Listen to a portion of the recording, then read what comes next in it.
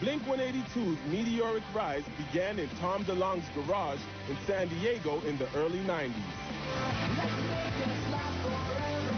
Their celebration of idiocy and unabashed honesty made them heroes for an entire generation of jackasses.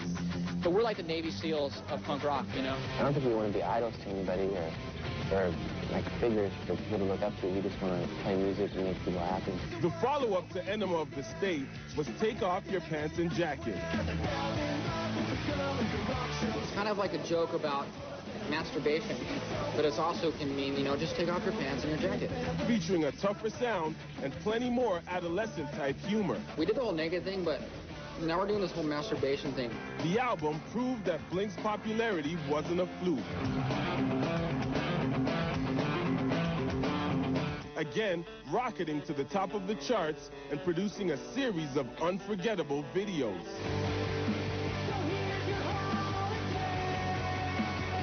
That video was the raddest video, I thought.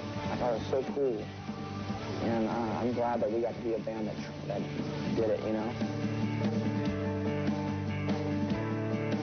I wrote a song specifically about a day when I was 18 years old, sitting in my driveway, and my parents, my whole family broke on that day. I don't know, I went through a heavy one when I was 18.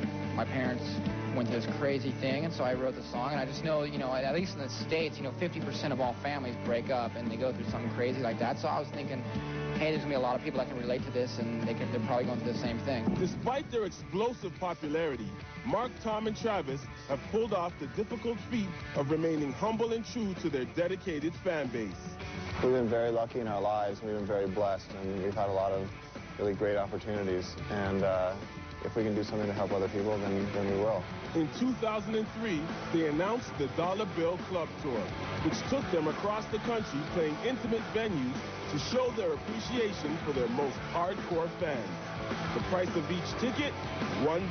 That's like why we started being in the band in the first place, is to play live music. And especially on this tour where you come back into small clubs and you just feel the energy. It's so immediate. You start playing songs and the people are right there. You can see their faces. It's not like so much separation. It's a lot more personal. It's a lot more immediate. I love it. Following a non-stop blitz of touring and publicity that lasted years, the band decided for the first time to spend some time apart and concentrate on other pursuits. I'm so sick of fights. I hate them. Mark spent more time with his newborn son, while Tom and Travis explored a darker sound with the side project, Boxcar Racer.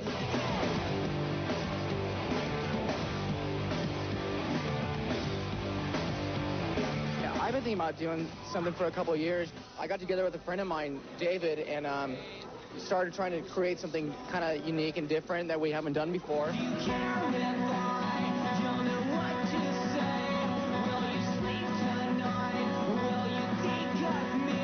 The message behind the band, you know, everything's totally different. It is a lot darker, and it is about different stuff, but you know, it's a side of me that I haven't really had a chance to write about, so it was actually a lot of fun at the same time, you know? In addition to this, Travis worked on The Transplants with Rancid's Tim Armstrong, striking gold with their debut album. I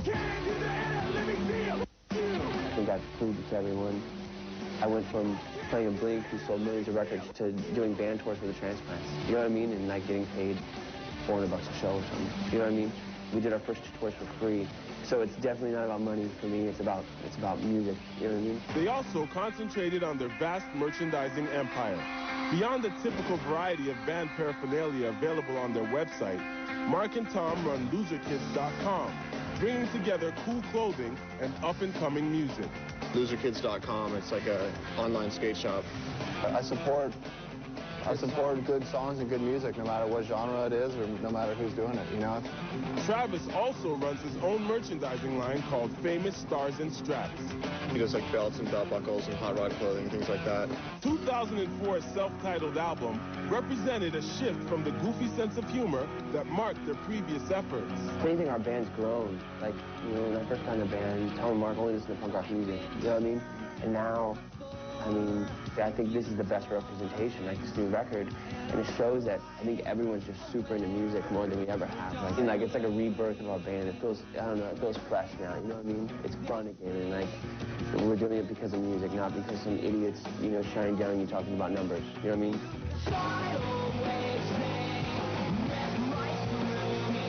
I think the two good things about pop-punk music is that it's based around melody and energy, and that's something that can apply to so many different types of forms of music, and we finally figured out how to do it, and that's why we've made the record of our career.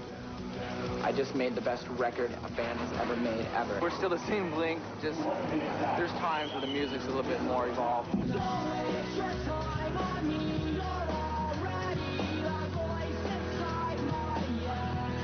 A more mature effort, both musically and lyrically, the album reflected changes in their personal lives as a more introspective Blink-182 emerged. There's a lot of great things that we can do and a lot that other bands can do. And it sounds weird because every band does this. I think when they get to a certain point, like, that's why you hear, like, the Beastie Boys talking about so many, you know, things that are important. But that's what's rad. We're just really lucky and really stoked to be playing where we're playing and in front of the people that we're playing in front of. I mean, sometimes it's really tiring, and sometimes we're getting sick and we don't feel like touring, you know. But never do we ever not appreciate where we're at, you know. It's just it's worth any sacrifice. Throughout their careers, they've stayed true to their agenda, having fun, staying honest, and working hard on their own terms. When you just act like yourself and you're sincere about it, you don't have to try and be anything. You just are. We're just everyday dudes. We're not rock stars or anything. We're just regular, stupid people. I think that people can relate to that. Some of us are stupider than others, though. Where we go from here? Turn all the lights down now. But in early 2005, Blink-182 announced they were taking an indefinite hiatus. Tom's an asshole. Mark's pretty stupid. Tom. The reasons for the break spawned from rumored infighting between Tom and Mark over their ever-diversifying creative appetites and their unwavering need to achieve without artistic compromise.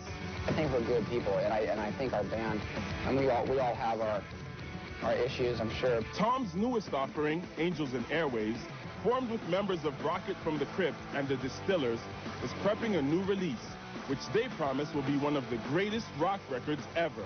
While Mark and Travis have found creative harmony with their new project, a hard-rocking, quasi-punk electronic band called Plant 44.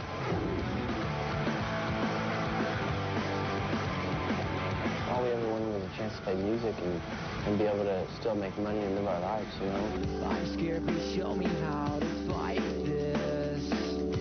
God has a master plan. The reality is a band will get popular and disappear after a while, and maybe they'll stay popular for a few years or whatever. Mark, Tom, and Travis have risen over the years from the underground to the mainstream, constantly challenging themselves to be tighter, funnier, and smarter.